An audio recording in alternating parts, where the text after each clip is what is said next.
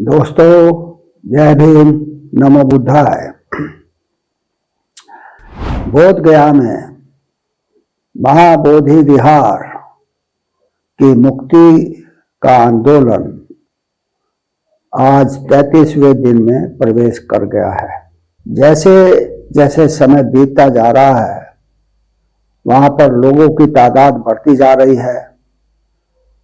हर प्रदेश से वहां पर बौद्ध अनुयायी पहुंच रहे हैं और बुद्ध विहार मुक्ति के लिए अपने आवाज बुलंद कर रहे हैं। जहां तक मेरी समझ है या जानकारी है, इस समय देश में 1,45,00,00,000 की आबादी है।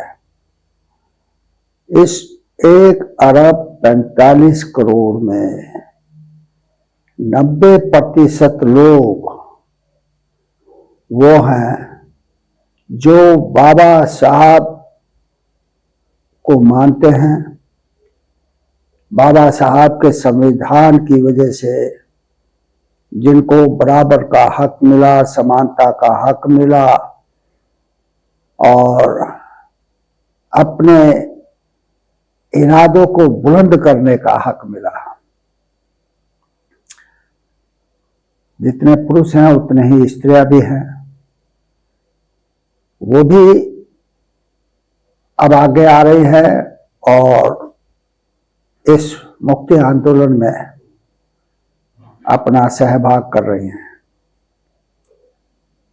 तो इस 1,45,00,00,000 की आबादी में कम से कम 1% लोग ऐसे हैं हमारे देश में जो बौद्धिस्ट हैं, जो अपने आप को बौद्धिस्ट कहते हैं। तो 1,45,00,000 आदमी अगर बोध गया में पहुंच जाए तो आप अंदाजा लगा सकते हैं कि वहां पर क्या हालत होगी। 1,45,00,000 बौद्धिस्टों के अलावा जो अन्य लोग हैं जो बाबा साहब को मानते हैं, उनके ऋणी हैं, उनकी संख्या भी करोड़ों में है। तो अगर वो भी वहां आ जाए, क्योंकि जो संविधान है सबको समानता का अधिकार देता है, सबको धार्मिक आजादी का अधिकार देता है। और सन 1950 में भारतीय संविधान लागू होने के बाद जो पहले के जो नियम थे, कायदे थे, कानून थे या अनुबंध थे, वो निरस्त हो चुके हैं। तो फिर बोध गया महाबोधि विहार में जो एक पंडे का कब्जा है, तो वो क्यों बरकरार है? मेरी समझ से जो ब्राह्मण लोग हैं, ब्राह्मणवादी लोग हैं, उन लोगों ने देश की जनता की बुद्धि को इतना कुंठित कर दिया है, इतना भ्रम जाल में फंसा दिया है कि वो खुद अपना हित भी समझने में नाकाम है। बौद्ध धर्म एक ऐसा धर्म है जो शांति का धर्म है। बौद्ध धर्म एक ऐसा धर्म है जिसने धर्म के साथ साथ ज्ञान और विज्ञान को भी बढ़ाया है। आप सब जानते हैं कि बुद्ध विहार के साथ साथ हर बुद्ध विहार में बच्चों की पढ़ाई भी होती है और बिहार प्रांत में तो इतने बुद्ध विहार थे कि उसका नाम ही बिहार पड़ गया, ये भी आप जानते हैं।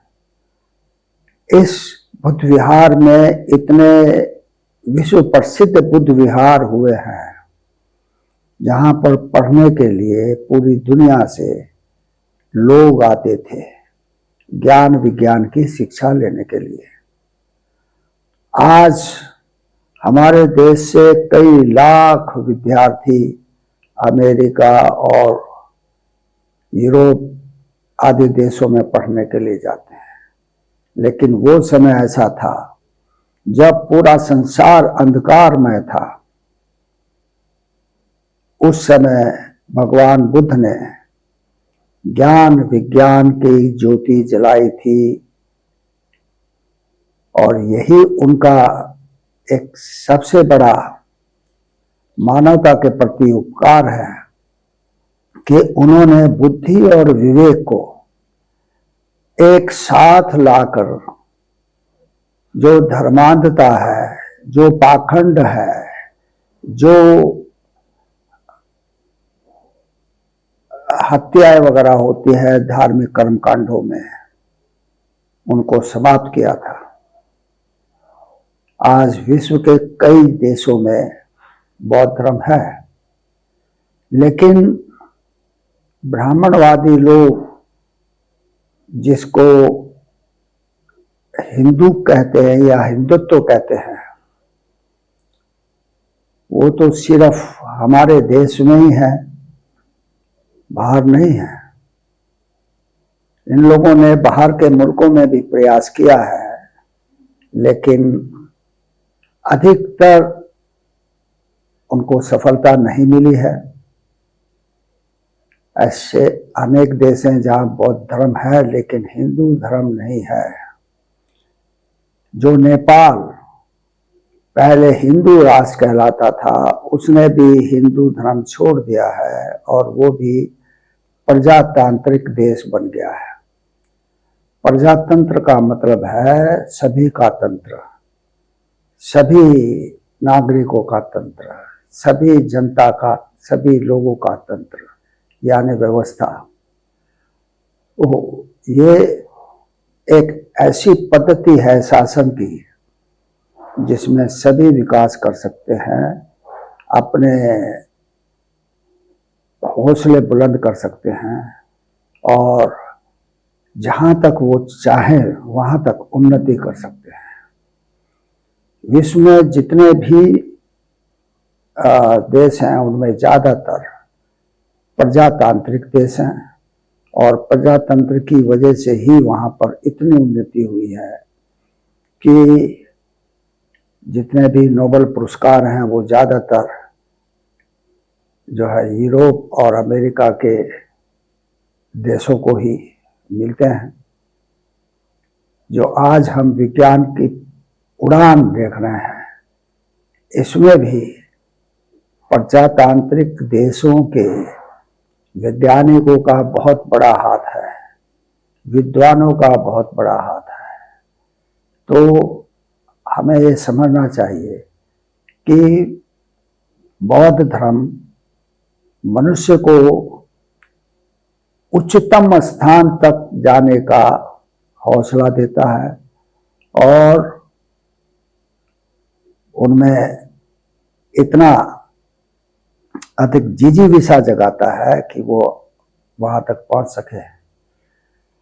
तो आपको सिर्फ इतना करना है कि जितने भी बौद्धिस्ट हैं, जितने भी अम्बेडकरवादी हैं, उनको बोध गया पहुंचकर वहां आंदोलनरत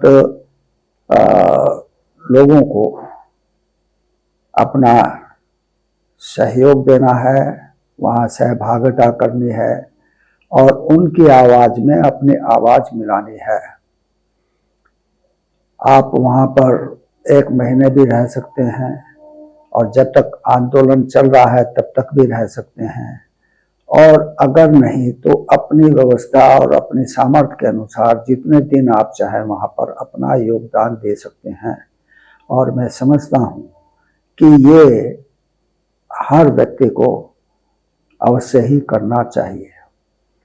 अभी जो प्रयागराज में कुंभ हुआ, वहां पर ये जो है दावा किया गया कि वहां पर 66 करोड़ लोगों ने गंगा स्नान या त्रिवेणी स्नान किया।